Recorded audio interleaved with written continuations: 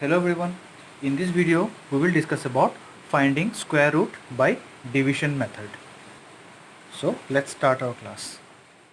We have a number, say 2304, and we have to find the square root of this number. Okay, this is a question. So to use the division method, how we will proceed? Let's see. We write this 2304 here. Okay, now we have to choose our divisor. So before choosing our divisor, what we will do, we will pair up the numbers from the right hand side. This is one pair, this is another pair. Okay, now we will divide this 23 first. And how we will choose the divisor? We will use the method of 1 into 1, 2 into 2, 3 into 3, and so on. Okay, so to divide 23, if you use 1 into 1 is 1, 2 2s are 4, 3 3s are 9, we can say 4 4s are 16, but 5 into 5 is 25. 25 is greater than 23, so we will not take 5, but we will take 4. Okay, so 4 into 4 is 16. Okay, so 23 minus 16 is our 7. Now next what we will do, we will bring this 0 for this pair together. Unlike division, we will not bring just one number, but we will bring two number together. Okay, this will be our 704, and we will further continue. And before continuing, what we will do, will this 4 will add again. 4 plus 4 will be 8. Okay, now with 8, what number should we choose so that multiplying this 2-digit number with the same number we get a near about value of this 704. So we will choose this number as 81 into 1 or 82 into 2, like that. Okay, in that way we have to choose our number. So likewise, if we choose 87 into 7, this will give us 90609, but we can try with 88 into 8 also, because we know that these last two digits should be same. Okay, while picking our divisor. Okay, so if we multiply 88 by 8, this will give us 704. Okay, which is our number 7. So we can correctly take 88 into 8. 88 into 8 will be 704, and now remainder is 0. Hence 48 is our square root. So we can write, therefore root over 2304 is equal to this quotient. That means 48 square is 2304. So have you understood? I hope yes. So let's try it with another example. Say let's take this time a bigger number. Say we have to find the square root of 54756. Okay, we have to find the square root of this 54756 by division method. Okay, so what we will do, we will write 54756. We'll give this division symbol, and our first job is to pair up the numbers from the right hand side. Okay, no matter if 5 remains alone here. Okay, we'll take 5 alone only. So our numbers are paired. Now what we'll do, we'll divide this 5 first. If we count like 1 1 is 1, 2 2 is 4, 3 3 is 9. 9 is greater than 5, so we cannot take 3. We will take 2. So 2 times 2 is 4. Remainder here is 1, and we will bring down this 47 together. So it becomes our 147. Next, what we will do, we will add this 2 with it. So 2 plus 2 becomes 4, and we have to take one more number here, with the help of which you can find the quotient here. Okay, so what we can take, we can try 42 into 2, You can try 43 into 3.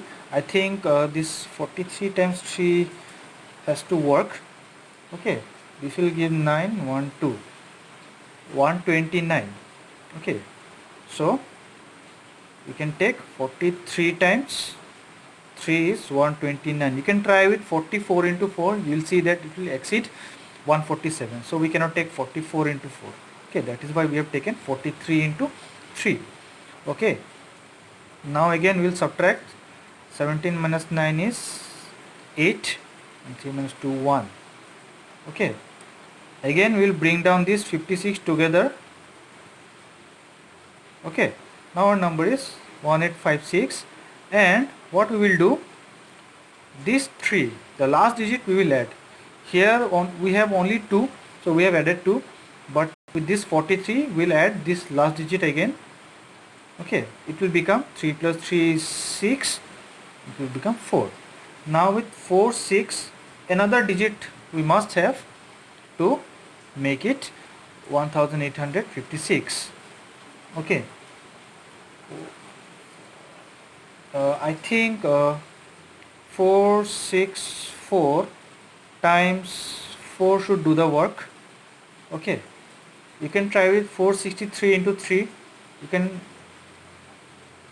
You can try this also. Okay, you can try this also, or you can even try 465 into 5 also. Okay, but I think it should work with this 4, and it will be our 1856. So multiply, you'll get 1856. So 464 into 4.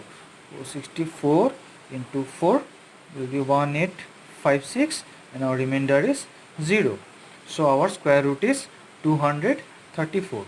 Therefore we can write root over 54756 is equal to 234. That means 234 square will be 54756.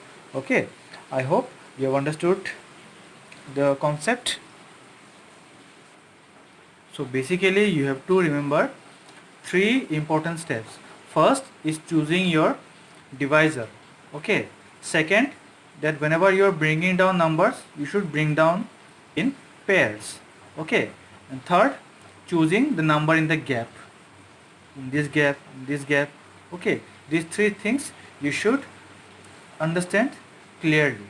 Okay, and one more important thing, while choosing the next divisor, you should add the last digit and get the first part of the divisor, while the second part will be your blank, and you know how to get the blank by multiplying with the same number.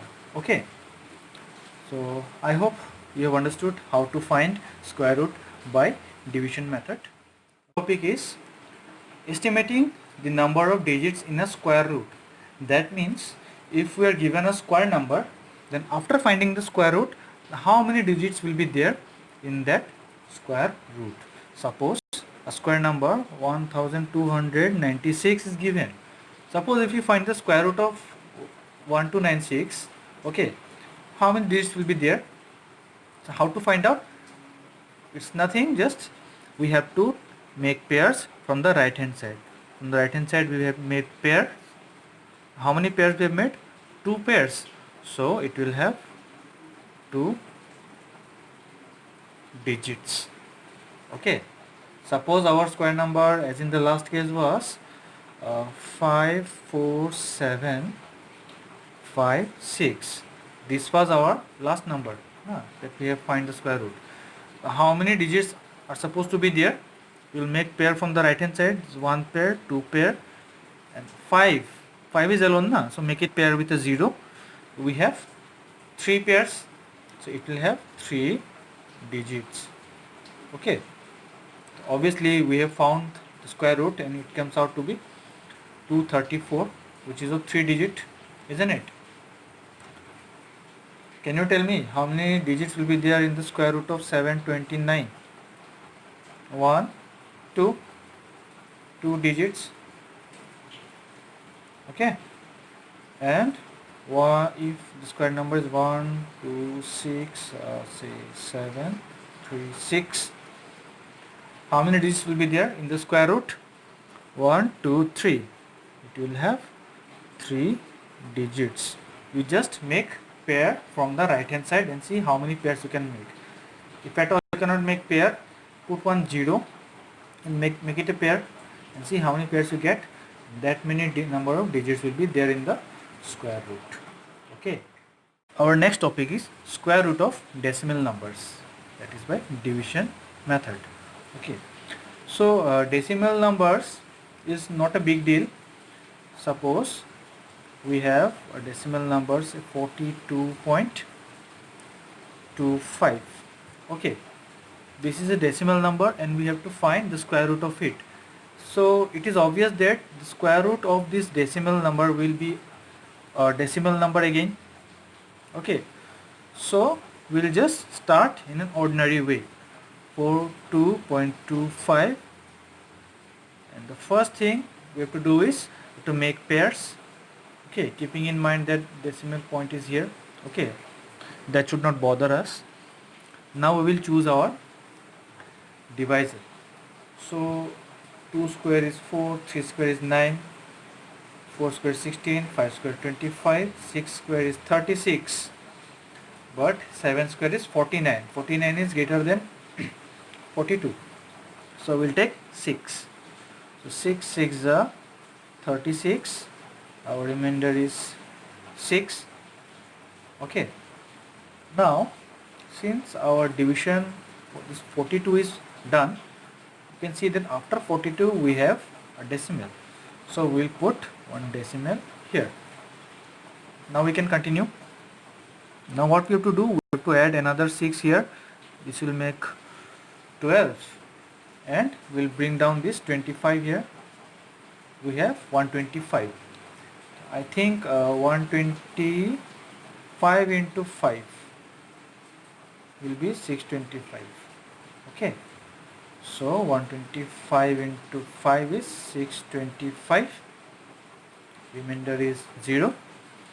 So we have got our the square root, that is square root of 42.25, that is a decimal number, is again a decimal 6.5. okay. So now you might wonder that what is so special about this decimal number. Okay, more or less as we have seen, the calculations are quite similar as that of a decimal number and a whole number. Okay, but to understand this concept we have to take one more example. Okay, in that example we will see the significance of this decimal point. Okay, so why this decimal point is so significant? Okay, that means there should be something different about the square root of a decimal number. Okay, why this 0 is important? So let's take another number. We will take a simple number 7. Okay, okay, with the help of the square root of 7 we'll understand why the decimal is important. Now if we have to find out the square root of this 7, what we will do? We will find a quotient for it. Since the 7 is alone here, we will take for the 7 only. 2 2s are 4, 3 3s are 9. Okay, so we will not take 3, we will take 2 times 2, that is 4. 7 minus 4 is 3. Okay, what is our next step? We will add this 2 again, so we will get 4. Okay, now we can see that along with this 4 there should be one more number, but this 3 is insufficient to be a dividend for this number, 2-digit number. So what we will do, we will put one decimal here, and for this decimal we can write 00.